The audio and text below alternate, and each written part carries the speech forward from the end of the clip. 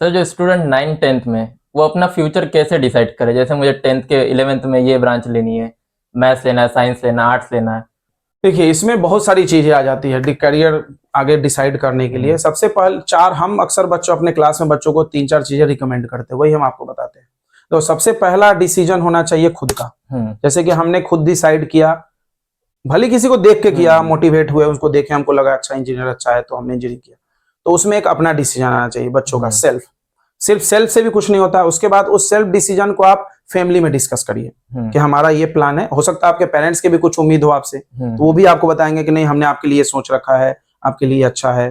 तो तीसरा हो गया कि आप उससे टीचर में राय लीजिए। देखिए तीन स्टेप फॉलो करिए। सबसे पहले सेल्फ, दूसरा अगर सेल्फ से नहीं समझ रहा, मान लीजिए सेल्फ से समझ ही नहीं रहा है, तो आप पेरेंट्स पे आ जाइए। मान लीजिए पेरेंट्स भी कंफ्यूज हैं तो टीचर के पास आ जाइए। तो ये 3 स्टेप फॉलो करना चाहिए। अभी क्या होता है आजकल बच्चे क्या गलतियां करते हैं, इसके लिए आप बोल रहे हो कि बच्चे ज्यादातर इन चीजों में अपने फ्रेंड से पूछते हैं। बच्चे क्या करेंगे अपने दोस्त में, तुम कौन सा ब्रांच ले रहे हो, हम भी वही ले रहे हैं, तुम कौन सा सब्जेक्ट ले रहे हो, हम भी वही।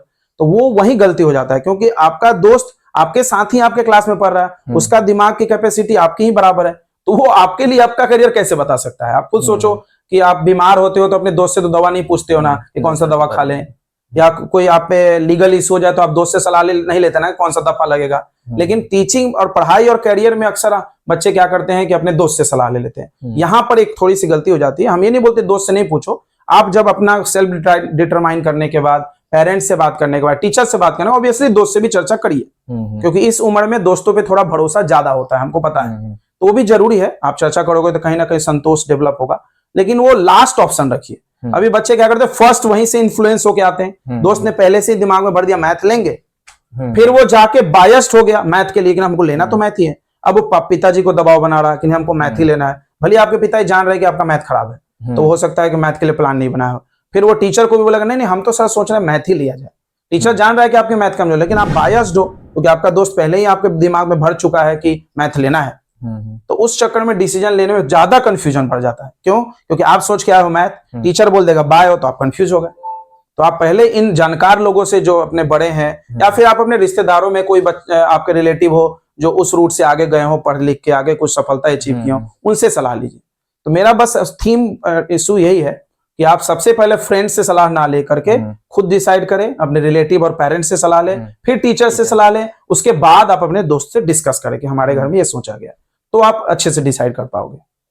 सर इसी से रिलेटेड एक क्वेश्चन है, मैं कबड्डी का बेस्ट प्लेयर हूँ, मैं उसी में करियर बनाना चाहता हूँ, बट मेरे पापा मुझे सपोर्ट नहीं कर रहे और मुझे पढ़ाई पे ही फोकस करने के लिए बोल रहे, मैं उन्हें कैसे कन्विंस करूँ?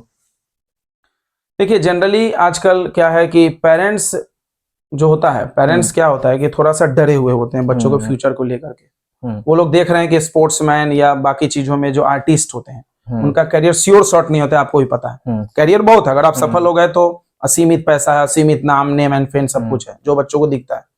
इसीलिए वो थोड़े से मतलब इस क्षेत्र में बच्चों को जाने से रोकते हैं। तो हमने भी देखा है, कोई बच्चा खेल के लिए बोले या किसी अदर एक्टिविटी में बोले पढ़ाई छोड़ के, तो पेरेंट्स थोड़े से मतलब वो हो जाते हैं कि नहीं नहीं नहीं पहले पढ़ाई कर लो फिर बाद में देखेंगे।